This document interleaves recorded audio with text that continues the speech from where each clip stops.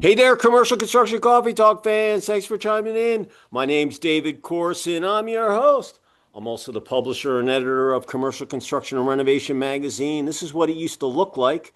I grabbed a couple of an archive here. This was May of 2021. I had Christian Brothers Automotive down in Derek Rogers, director of construction. I think he was out of Dallas. Anyway, this was a great looking issue. Let's see how many pages it was. It was 160 pages. Let's see what I was doing back in May of what's this? Yeah, May of 2021.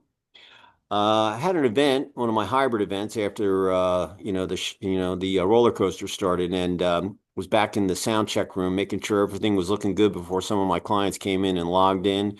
And it was I was a face-to-face guy, so I was print face-to-face dealing with the post office, and then March 2020 came, and then I had to make some decisions, and I was lucky I had a digital magazine forever, and anyway, I was posting content before even blogging or that was even words, but I lucked out and I was prepared. It was one of those things, but we went digital. My last issue I printed was August of 2021. So I had about three or four more issues and then no more magazine, 100% digital. I still set the magazine up though uh, on every high res. So if someone wants to get a copy to give to their parents or their friends or whatever, there's always people that will order copies. So we have a print on demand service. So we still set it up just like we would if we were printing it. But don't miss the printer. Don't miss the post office. This century outfit has to get restructured. And don't miss any of that. And right now we're on pace to have about 70 to 80 million people will visit our site this year Oh consuming. my God. Wow. Yeah, last year I did 49 million. And just so you know, my stats are legitimate. When Elon bought Twitter, uh, I reached out to my web developer and I said, hey, Elon, 80% of the accounts on Twitter are fake Bots. bots. How many are bots attacking my website every day? I want to know. Because we have these the Google stats. Yeah. That's the benchmark, the golden benchmark. I said, I want to know how this is what I think I had just gone over 3 million for the first time. And I said, look, I want to know how many of those are fake, because I want to be transparent. So we found out there was about 20%. And I said, oh, Pretty wow, impressive. 2 million plus. That's still a really nice amount of people. So this year, I had 1 month, I think it was April, I had 7.8 million people hit the site. But I average about 6 Jeez. million a month. Do the math. It's about 70, it's about 70 to 80 million. And you just got to stay up with Google and with meta tag and SEO and all that stuff. And How long you been doing it? well, like I said, I've been printing. I've been a publisher for 25 years, so I've Jeez. been on the web, Yeah. but digitally, I made the transformation. But let me introduce we're talking AI. I didn't even make my introduction yet. So, Yes. uh, Hari Vasudevan, was that right? You got it right. Yeah. He's the founder and CEO of Kyro, and they're basically a construction project management platform, as well as they help with construction building, as well as trees and site work, as well as storms when they come in, managing all the fleets of whoever's going to fix, linemen, whatever it might be, and just streamlines the process. And yet you always know when you lose power, you want to get it on as quickly as possible. So you can use technology to get those things. So Yes. Harry's out of Plano, Texas, which is right outside of Dallas. Harry, say hello to our listeners out there in commercial construction. Hello. How are you, listeners? So good to be on the show and look forward to having a great chat with David here. Yeah, Harry's company was listed in our project management software issue that just came out last week, and uh, when the publicist had filled the thing, I was, hey, you should have him on. He does all this stuff. He had another company in software, so and did this, and I said, okay, well, find a date. Boom, here he is. This is how it happens. A simple question. Hey, David, can I have this person on the podcast? A simple question like that, and all I have to do is look and then take a look and say, okay, this is cool. So I'm into technology. So after I went digital, I took a sabbatical in 2023 and I took digital classes and thought I knew everything and I didn't. But I learned SEO, I learned Google Ads, Facebook, TikTok. I learned everything and joined a masterminds group. And just, was hanging with some people that had been around well before MySpace. I mean, these people were coders way back and when, and but had made a ton of money on the web, and uh, it was very enlightening, to go through it. And I have a digital agency. I built it, and but I wanted to know how to do everything, whether it was clipping on CapCut or creating logos on Midjourney or doing SEO, building websites. Heck, I can use AI to create a website these days if you prompt it You're right. right. I mean, all And that you I need to don't do need is a select coder. And all the prompt. coders who went to school, I told my web developer, hey, how long does it take you to take? It takes you about a week to do that website. I can use AI to build that website if I prompt it correctly in less than a day, and it'll be just as good as better as the one that you did.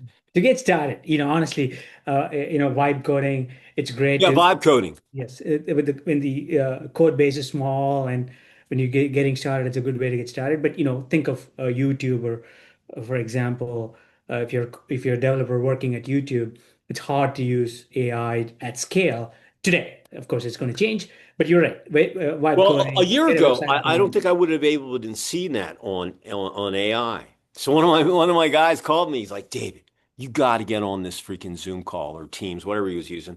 This is right up your alley. You got to check this out. So I sat there and I watched this guy build three websites in an hour. One was we did a like a handyman. He did a pill subscription one, and I forget what the other one was, but he did all three. He was going back and forth, Impressive. and but the thing is, you can listen when you get detailed into a site.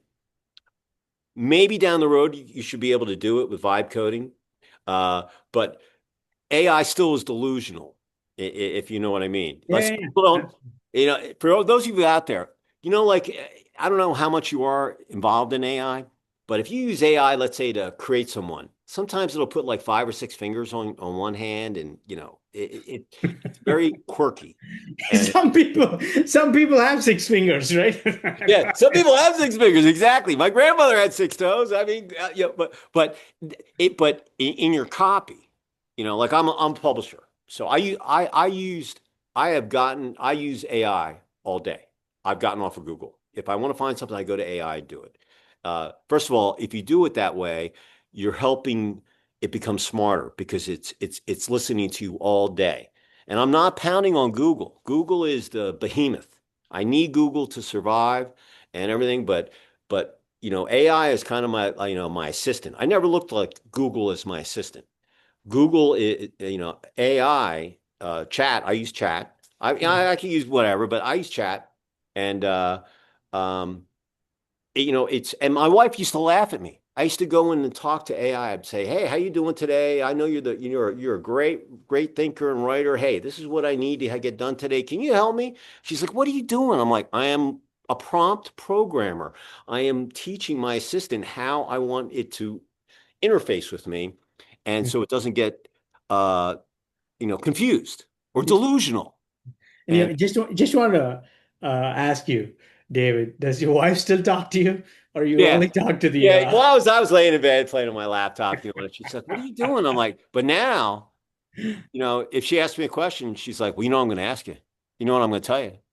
Ask AI." Because I mean, don't ask, don't go to Google and whatever. Hey Siri, tell me whatever. Go to AI. You'll probably get, you get it quicker. And AI is basically a big scraper. That's what it is. It's a scraper. It goes on the web. It scrapes all the information. It puts it together really, really nice for you. But you still have to go and put your own little tweaks to it. But it is amazing. And let me tell you, I've looked at AI. AI has been around. It's not like it just came out. It's been around for a while. It just no one really knew about it. And of course they were like, "Oh, it's gonna change the world. Everybody's gonna be unemployed." Not so fast. I just think it's a tool. It's got to be used right, and Yeah. it's an amazing time to be alive. I'm in the construction field. You won't recognize a restaurant, how it was built, what it looks like in 5 years. AI can just without AI. I think the economy when March 2020 came was first like 18 months.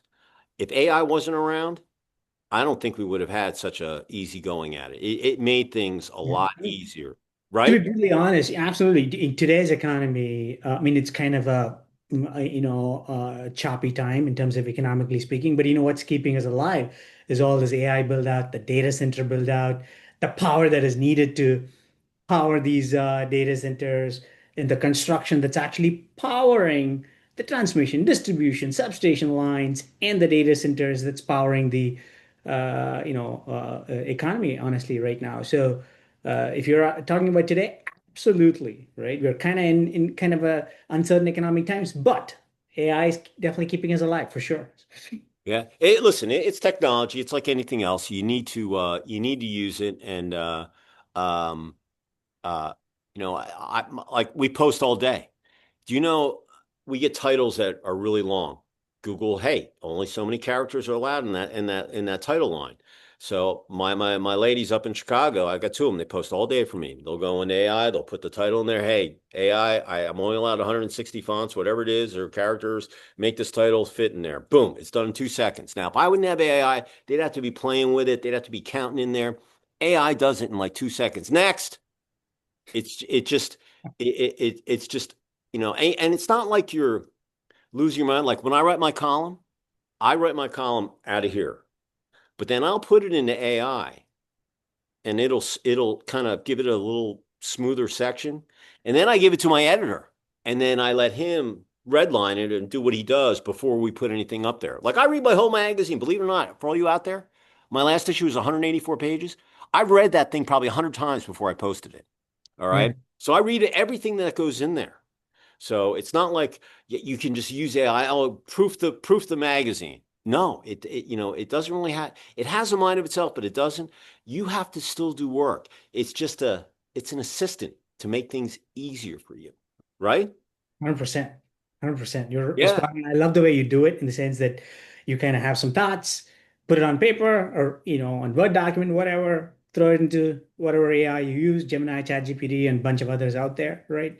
Perplexity and all these kind of good stuff. And then let it refine it and go with it. It's a good way to work. It's an efficient way. So, so tell your story for our listeners. You had a company, you built it up, you sold it, and then you're crazy, you get retired, and then now you're going on and you're building this one. So give us your story. Wes, thanks so much for having me on the show and allowing me to tell my story, right? So yeah, I started my first company, Think Power Solutions, in 2013. I'm a civil engineer by training, and I saw a gap between the field and the office. You got engineers in the office, project managers, accountants, financial guys in the office, and then you got these guys in the field who actually do the work. That's where the money is made.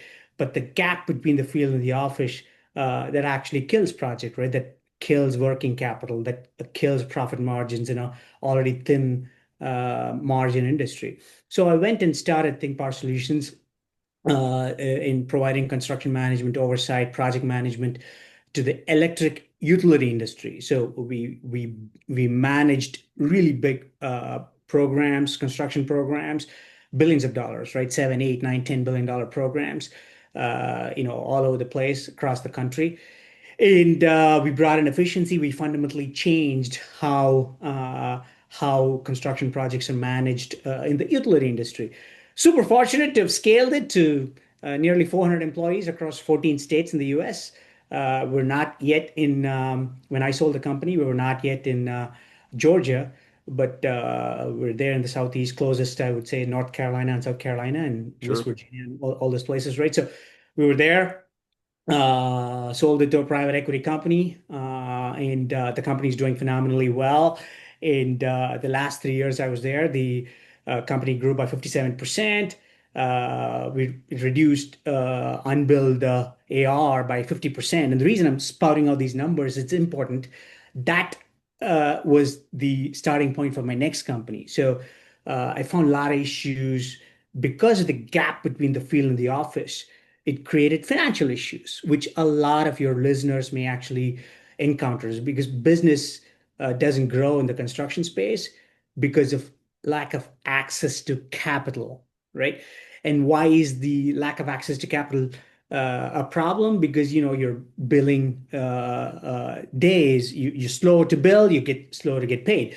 Your invoices are inaccurate, which means your client is not going to pay you on time. All this means your margin is going to erode further, right? And your accounts receivable days is going to go up, which is bad for working capital. I think Power Solutions, the last 3 years I was there, 100% increase in working capital turns, which is stunning, right? Because the company grew by 57%, reduced the AR days by 50%, right? Yet decreased the back office staff by 13%, and the SG&A was maintained at 0%. So we had a stunning growth, still improved operational efficiency, financial efficiency, and had zero growth in SG&A. How did we do it, right? And that's the reason why Kyro AI was born, bridging the gap between the field and the office. So you digitize work in the field, which means you bill your time through, timesheets off. I mean, through Kyro AI as opposed to, spreadsheets or handwritten paper and pencil or something like that, right?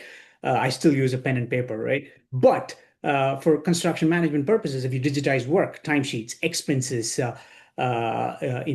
all these kind of things, it feeds data that allows you to invoice your customers promptly, quickly, faster, smarter, better, right? Which means you're going to get paid faster, which means you're going to increase your profit margins, which means you're going to increase your working capital turns, and which allows you to scale your business more efficiently, and you don't have to borrow money at whatever 25% rate and things like that, right? So that's what we do at Kyro AI. So digitize work, maximize profits, all the lessons I learned over the last 2 decades working for others and last 13 years working for myself. I applied for Kyro AI and super fortunate. The company's growing pretty rapidly, and right, we're working with large electric utilities, smaller roofing contractors, commercial contractors, residential contractors, and hopefully we'll make a name for ourselves, and it'll be a second company that we're going to be building successfully. So Listen, I use QuickBooks. I do my own books and stuff, and I have a CPA, just make sure, Uncle Sam's a happy camper, but I hate accounting. I hate doing it, but I have to do it every day as an entrepreneur. You need to know how absolutely, much money's in your kitty. I mean, absolutely. you have to Pe- know. pe- People, How can you run a business if you don't know how much money's coming in? You got to know what your 100%. receivable, but you got to know how much is in your account. Yes, you're right. And honestly, as an entrepreneur, you wear many hats. You know this, and obviously, many of your listeners, if not all your listeners, know this, right? The mistakes that entrepreneurs do is they don't really know their numbers because they're really good at what they do, right? If you're a builder, you're really good at building stuff, right? But that only takes you so far. How do you should really know your gross margins, your net margins, your EBITDA. EBITDA, right? Your the value creation metrics out there, so that you don't go with a hat in your hand saying asking somebody else for money at high interest rate. Nobody's going to give you working capital for free. So how do you build a more efficient business? And that's what we're really trying to help entrepreneurs uh, build more efficient business, right? Because one of the things listen, I'm a proud entrepreneur, proud American, and the reason this country is so great is because of entrepreneurs like you and I. And Cairo was born to help small business owners. Cairo was born to help entrepreneurs, right? And the construction industry is the second largest industry in the world Oh behind yeah. just finance, right? We're on track to get to $22 trillion as an industry by 2040, right? Yet we have fundamental issues with bridging the gap between the field and the office, super high suicide rates, super heavy issues with low margins, lack of visibility to finances, in the inability to attract talent. You can truly solve all this issue with AI. I mean, your opening dialogue was so beautiful out there because this industry is not sexy, but we can make it sexy by using AI. You can use AI to not just make your business more efficient, which I talked about, but you can also make it efficient, sexy by attracting younger talent who's otherwise attracted to some other industry. You can tell them, hey, you can make as much money, if not more, and still have control of your time in the construction industry, right? As opposed to working for Goldman Sachs, for example, right? You can you can humanize the industry, right? Giving by tracking metrics. Hey, you're working too long on our number of hours for the last 1 week. Take a break. Hey, you know what? Time to give your wife a call because you haven't called your family in a long time. So give yourself that mental check, if you will, right? So AI is Mhm. out there to hopefully humanize construction, to make the construction industry more efficient, and to help entrepreneurs at the end of the day make more money, right? Because I'm a firm believer that small businesses, employees, and businesses make money. Big businesses, the businesses make money, right?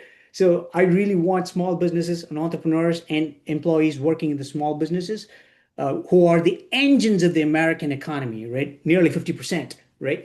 I was going to say We there's more small businesses than there are big businesses. 99% actually, right, of the Yeah. companies in the US are small businesses. I believe 46%, if I remember right, by remember metrics right, 46% of the GDP is driven by small businesses.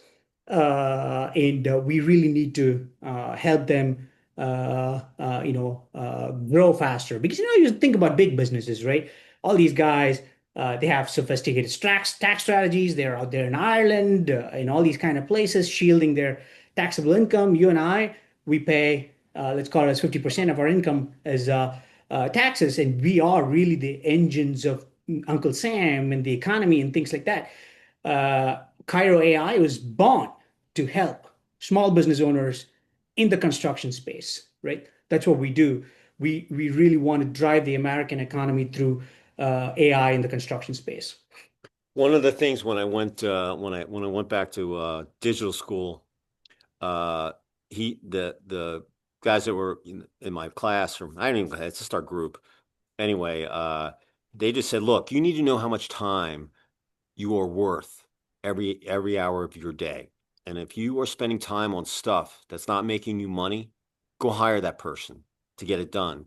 And go spend your time on, driving revenue for your company if that's what you're good at. So like when we built this house, uh like I did the fence. I did some of the irrigate. I did stuff around here. But some stuff, my wife's like, "Are you going to hang the doors?" I go, "The interior doors, 27 of them, extra large, heavy? No, I'm going to hire someone to do them. Why? Because I want them to flow like air. You know what I Yeah. will do? I'll put the hardware in all the 27 doors, but I'm not going to hang the doors because I want someone that does it every day, that knows what they're doing, and they could crank the whole house out in a day. It's going to take me a week to do that." Yeah. And your time is more efficient. Honestly, you should spend your time reading your beautiful magazine, doing your podcasts, and all the other good stuff that drives your economy. And candidly, if you do that, you're actually helping the economy grow because you're creating jobs, right? The people in Chicago you talked about, the two women in Chicago, all these kind of things. You're creating jobs by doing it, and you're good at it. You're great at it, right? Why not let somebody else do what they're good at, and you're driving the economy as well as you're being more efficient with your time, right? At the end of the day. So, Some of your best customers are your current customers, number one. And number two, listen, if you can raise your rates, I haven't raised my advertising rates in a long time. And same thing with credit cards. I don't charge a fee. A lot of people do. And I was talking to a banker the other day. He goes, David, man, down the road, everybody's going to charge 3.5% if you use a credit card because it's a line item on your budget that you just have to eat. It's a cost of doing business. But between ACH, Zelle, Venmo. I mean, what do I need a processor for when I can, an old school processor when I can do it this way? And it's the cost of doing business, but little by little, all those little costs, and with AI, it's intertwined in like everything. It's just insane that people, they see the light, and whether it's construction or it could be lipstick or whatever, it's going to be woven into everything. And like in construction, if you were putting in HVAC ducts in a 20-story building, you want them all to be the same. You can have a machine do it, yeah, a robot. If a human does it, it might be a little off. It might, I mean, yeah, my sure. fence back there, it's straight. First one, listen, I had replaced fence post, but I never done a full fence before. So, But my fence is straight. I use string, we use levels, we were, but I did with a little 16-year-old kid, they helped me for a couple days, and but it's Did you pay the 16-year-old kid? yeah, no, I gave him good bucks. I think he was getting about 250 a day, you know, and we were uh, we were working, and I had 39 posts I had to drill for. So I got a two-man auger, and we cranked those holes out in about an hour and a half. And what's cool when they do a fence, they bring the whole package on a flatbed, and they drop it right in your driveway. And I was like, I just poured the concrete. Is that thing gonna crack? It's got to be heavy, and it's all wrapped. It's in one little package. It's got everything in there. So he drops it. Concrete doesn't break. So uh, we and he had never done any construction. His dad was a carpenter. So he probably had a little. But really, but I was like, yeah, listen, I've done it, but I've never built a whole fence. So I watched a little YouTube, and I was like, okay, I understand that. You just got to multiply, but getting your getting your fence straight was like the toughest thing. You got Yeah, to have string, you got to, and it was, but now I could become a fence installer. I mean, I could. And the only reason yeah. that I put it up myself is because I got expensive quotes. And Yeah, I mean, but, you know what? it's interesting. Fence building, it's super expensive for your listeners who may not know. Most of them would know. Like, a storm blew out my fence, and two of my neighbors were super nice, and they shared the cost of rebuilding the fence. I have three neighbors in the back. All of them are great neighbors. One of them said, I'm only going to reimburse you for the lowest quality fence. And the next one was like, I'm a retiree. I'm not gonna pay you for the fence. You got to take care of it. Okay. I said, handle it, right? It's expensive. So it Yeah. goes. Yeah. So No, hey, listen, my pool's right behind here. I haven't dug it yet. And I was going to get it done. And I said, no, I want to get my CO. I want to get moved in, and then I'll put it in after I get in. Anyway, I had three quotes for the pool. I got three quotes for everything. I just yeah, did it that you way. should. I told my wife, I'm like, three quotes. Get it from your regular guy, get it from someone, we'll find someone else. Yeah, Whoever we like, we're going to take. And, yeah, 100%. and I you got mean, to get referrals. If you don't call those referrals, you're crazy because no, you're right. I don't care what they put on there. You got to check people out. But the when I got the pool quotes, they were like I was putting a 30 by 16 pool, gradual slope to 5 feet. I had the wire. We wired the house for the 220 amp to run the pool equipment. Anyway, like two over $80,000, and the other one was like 123. I almost fell off my chair when he gave me that thing. I'm Yeah, like, do you know how much the concrete foundation of this home cost? And you tell me a little hole at 30 by 16 is going to cost that? What do you think? I'm crazy? So after I got the third quote, I went online, and I pool equipment. I found an online service. I said, look, I told the girl the story. I said, look, I'm gonna send this quote to you. Don't fall off your chair. I want to know how much it's going to cost me to get all this pool equipment delivered to my house. And I have an electrician, I have a plumber, I'll get it installed. And about 6 grand. Have a guy that did my sod. He's going to dig the hole for me. He wants to learn how to do pools too. And another one of his butts. So we got to find a gunite shotcrete guy that's what the concrete is that they build the pools with when they do the rebar and all that. And anyway, so after I did it, I was like, screw it. I told my wife, I go, we'll build that pool ourselves. First of how, all, we yeah. How never much is it built the costing? house ourselves. We built it ourselves. We'll Yes. build the pool ourselves. We'll just have another service that we do. We'll still hire probably a pool contractor but I want to know how it's all done. Just like I Yeah. want to know how A was done or TikTok ads or anything. I just want to know how it's done. So when I'm out there talking to people, or if they want to see, hey, I built that myself. Yeah, I did. I built this house myself. I'm not ashamed of it, Yeah. but I did So it. you know your stuff. Yeah. Your stuff. You know And your and listen, challenges. but when I looked at it, I was like, oh wow. I told the pool guys, I'm like, I am in the wrong business. You guys are making killer money, you know? Yeah. But I respect everything that they did because every one of them said, hey man, I've been doing this a long time. I only do about 50 projects a year. I'm very picky. I'm not the most expensive. I'm not the cheapest. I just do excellent work. And you can do the other stuff. I'm just telling you, the biggest part of the pool is getting the liner or concrete done correctly. The digging's not a big deal. The pool company's not a big deal. It's just but it was eye-opening, you know. I mean, even the graders that cleared my land, it was a father and son team. Oh my God, I had no problem paying them. They cleared this lot. I was cutting the grass up here for 4 years. That Wow. got cleared in like a day and a half. And it was like thick trees, like it was behind me. And they blew through that freaking lot and everything was gone. It was like, oh my God, I can't believe you guys got those. It was going to be a week. He's like, nah, my dad and I, man, we cranked this stuff out. And, Impressive. but Impressive. the important thing was, though, through my grader, I found the framer and found the concrete guy for the foundation and the retaining walls and stuff and the footings. And I liked using all the local guys because it's easier using local and they know where everybody is and how everything works. And uh, but it was You're driving the local economy, my friend.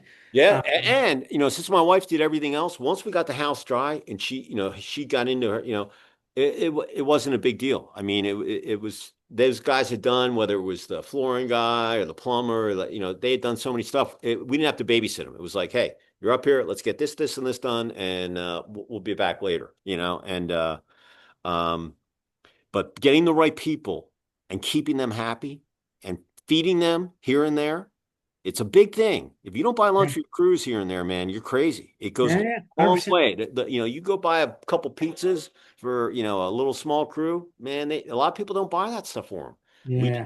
No, we made I agree. sure that they were, and uh because we know that there's a labor shortage. So we don't, Big time. we don't Big want time. we don't want them getting taken off another job because we didn't treat them right, Yeah. so but If AI, you if you if you if you have good crews, you better take care of them, yeah, and yeah, yeah, if you have yeah. good employees, you better take care of them. Honestly, So especially so how did you weather the storm, March 20, and lessons learned from today as you were building the new company?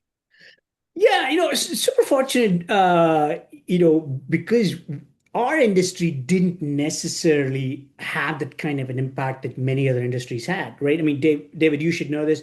You probably know this, that the economy was kind of binary. Either you're a one or a zero. And fortunately for us, we were a one. We were booming and going. And because outdoor construction, Well, your remote. projects were probably or were essential. Yeah, absolutely. Essential projects. You're right. Transmission, distribution, substation, electrical projects, they can't stop because you need power. Everybody needs power. And in fact, power consumption went up, right? So, so for us, it is not really a problem. But I'll tell you what, we did have a problem. The industry retreated to using only known vendors, right? So I was at that time really pursuing some massive accounts. All our customers are massive, and pursuing some massive accounts in other parts of the country, in Atlanta, Georgia Power, in Sure. Southern Cal Edison, San Diego Gas and Electric in California. All those companies retreated to known vendors, right? They didn't expand their vendor pool, which impacted our ability to grow our clientele, but we grew tremendously within our customers. Because if you think about it, uh, other vendors who had to come into our territory, if you will, they had the same problem that we had going into their territory. So our customers also kind of closed their vendor pool, so which benefited us. But it hurt us in the fact that we couldn't expand the number of logos we had as a company. But overall, as a business, we didn't have any issues, fortunately. And I know many businesses had lots of issues, but for us, it is not.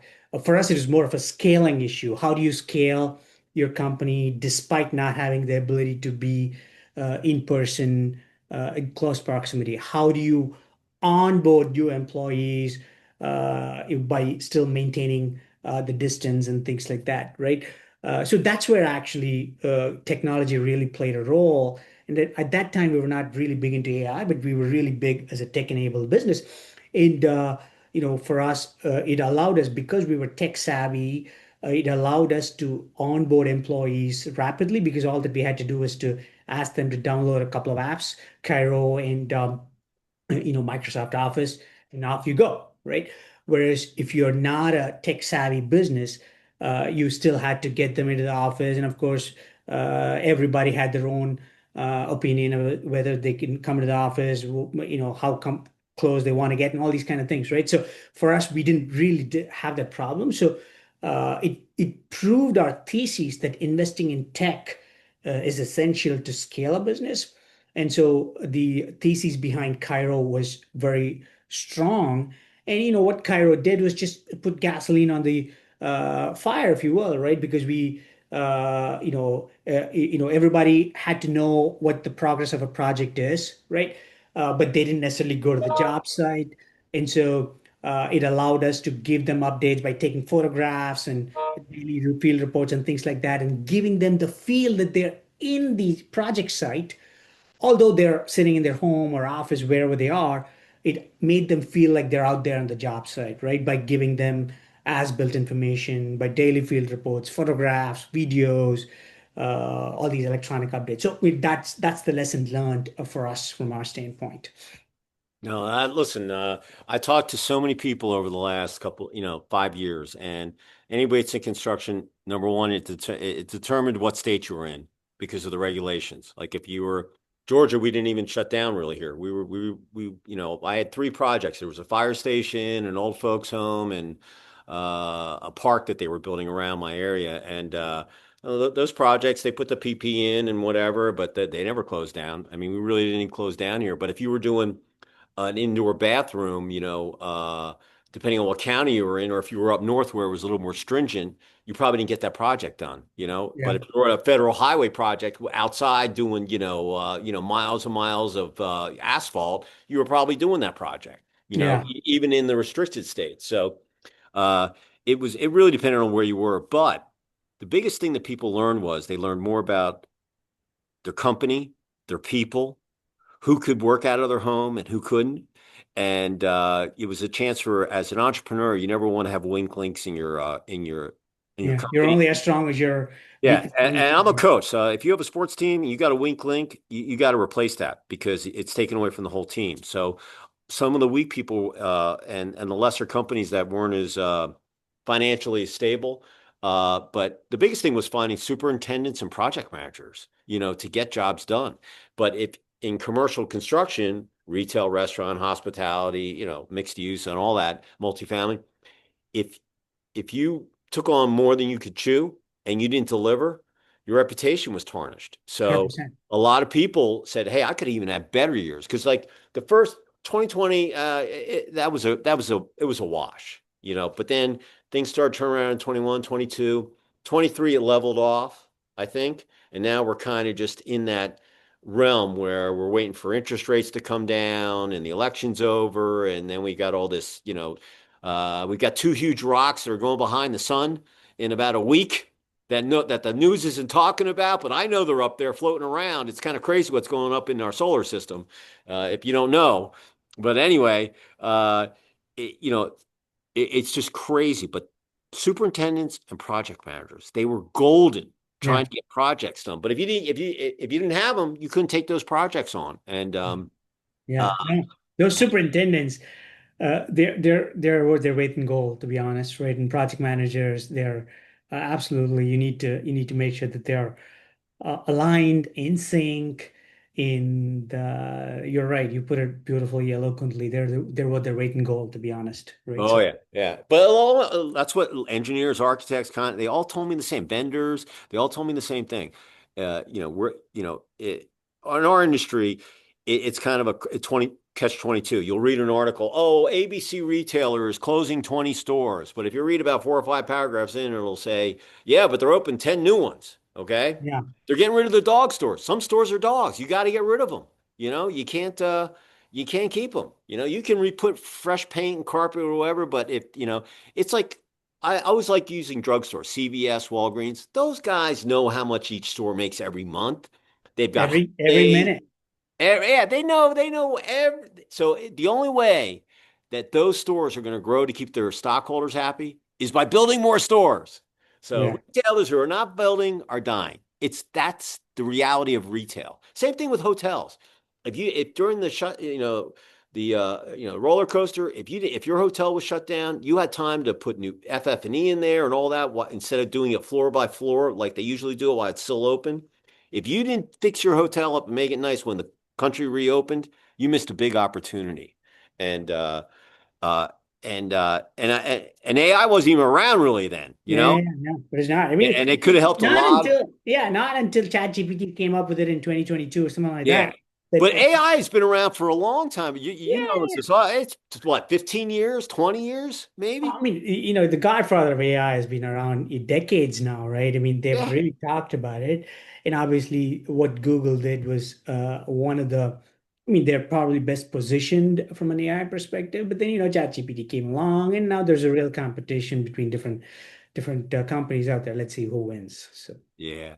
So if someone was out there on commercial construction coffee talk land and they, maybe they have a site, they've got some trees that they got to get through, and they're like, hey, we want to get into that technology gig and take it on and not be fearful of it and so forth. How would someone reach out to you, Harry? oh, best way is just look up Kyro AI, Kyro space AI, or Kyro.ai, Kyro.ai, and you can use the contact information out there, or feel free to shoot me an email, Hari at Kyro.ai, HARI at KYRO.ai. Easy way to reach out. So. All right, so what I'll do is when I edit this video, I'll put this up in here and also put that in the description for the listeners out there, commercial construction coffee talk. And listen, if you're, listen, there's nothing wrong with having a conversation. The day you stop learning is the day you should start do something else, okay? 100%. And and Curiosity is the and absolute. the way the technology's going, whatever you learn today, in 6 months from now, it could be 6 days from now, it'll be obsolete. That's how fast technology is running.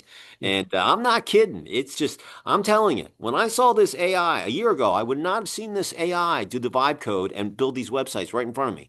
I would have not seen that a year ago.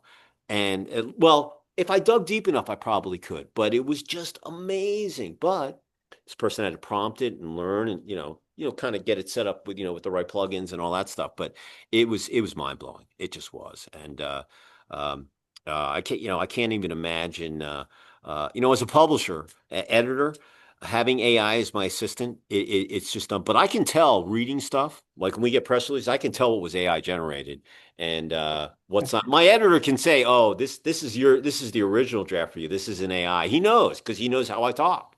Yeah. That's why I tell you, if you're out there on AI and you do not edit AI and you just get it and throw it out there, you're making a big mistake. Take a minute, read it, change some words. Like I might not use the word fabulous. I might use fantastic. That's my word, or awesome. People are, people can lead, they can pick it out. So Yeah. take Easy. your time with AI. It's your friend, but once again, it's not you. Put your effort. Put your effort. Yeah, yeah, yeah. And So make it your own. if as we finish up here, if there was one word or positive thought that you'd like to leave with our listeners out there on commercial construction coffee talk, what would it be? I would say don't be afraid of AI. I think you said it many times, right? Use it to digitize work and honestly maximize your profits, right? And be entrepreneurial in your approach to AI. Just take calculated risks and embrace technology, and that'll allow you to build a business that's going to be much more valuable than what you would do without using technology. Listen, I know there's some contractors out there. They're probably using a slide rule still, or they don't have a smartphone. Okay, do yourself a favor and go get a smartphone. Everybody's connected to this. You're connected to 8 billion people on the planet with this thing. Okay. This is just like AI, this is one of your best friends. Okay. And um, if you can't be scared of technology, it's push button 101. Once you learn how where you click and whatever, you can do it. You just, and the thing about AI is there's so many of them out there. A lot of them have some free options. Go use the free option and see if you like it. It might have 100 features, but you might only like one. Is it worth the subscription or not? That's what you have to ask yourself. If you can get it for free, do the free thing before you make the payment. That's Okay. a very interesting thing you're saying, David, actually, because we actually did significant research around exactly that topic. And my head of product, he kind of said that, listen, we need to have a free option out there for these small contractors to use because many of them can't afford it. but we'll be able to grow with them if they grow. And not everybody will grow. 1 out of 10 will grow, right? So you're right. Having a free option allows you small entrepreneurs to test it out and work it out. So, if you want to use Kyro AI, you can actually use the free option as well. The smarter technology companies will have that free option, and they'll get it just enough where you get that tickler, like, "Ooh, I want to just see what it really will look like if I get this, where it will go," and then you can make a rational decision if you want to buy it or not. And believe me, I looked at so much different stuff when I was building the websites and this and that, and plugins, and do I need it? Do I want to go this route? And but if there's a free option, just run through it. It's technology, and some of them are easier than others, but it's really push button 101. So don't be worried about Excellent. technology. But what a great yeah, AI, man, just technology. Don't be feel blow right through that stop sign, man. Go through AI, and you'll be on the other side before you know it. So a couple things as we finish up here. Number one, if you're on a construction site, we want you to be safe. All right. We want you to get home, be able to have dinner with your spouse, your husband, your kids, your pets, watch some tube, catch some REM sleep, God rest your body, and then get up and do it again the following day. Number two, even though summer's over officially on the 22nd, I believe the solstice was, here's your bottle of water. Hey, Harry's got one. Drink water, liquefy your body on the construction site. I don't care if it's the middle of winter, you still get hydrated. All right. Hey, if you got some electrolytes, that little powder, put it in your bottle. And number one, you'll have a much better day. Number two, you'll have a better night. And number three, you'll feel better the next morning when you get up, go back to the site. So if you stay liquefied, you don't get headaches. When you get headaches, you make mistakes. This is the athlete in me. You make a bad pass, you miss the net, you stay liquefied. It's just like business. Business and sports are so much alike. Stay liquefied, take care of your body, and you'll have much better sleep, and you'll be better the next day. I want to just chime in one thing, just because Yeah. on the safety side, we're big in both the companies I founded on the safety. And actually, in my podcast yesterday, From Boots to Boardroom, I hosted a longtime safety leader who's been in the industry for 50 years, right? From the Vietnam War time to now, he's been in the industry. So it's interesting. Pre-OSHA, one in two people going into the construction industry expected to die, 50%, right? Today, that number is 1 in 2,000, 0.05%, right? So, the point I was trying to make here is uh, that is a testament to what OSHA and the safety regulations they have brought into place has the impact that it's had. And, it allows all of us to go back home, like you said, be with our families. We work to be with our families and enjoy what we do at the end of the day, right? And it is important to be safe. I just want to throw it out there. And it's a great, great interview, David. I'll kick out a link to you, honestly. You should listen to it. It's 1 hour, 14 minutes, but a beautiful interview by a longtime safety veteran Oh, hell no, send Lawrence it to me. Rouse. Listen, I'll look at that stuff.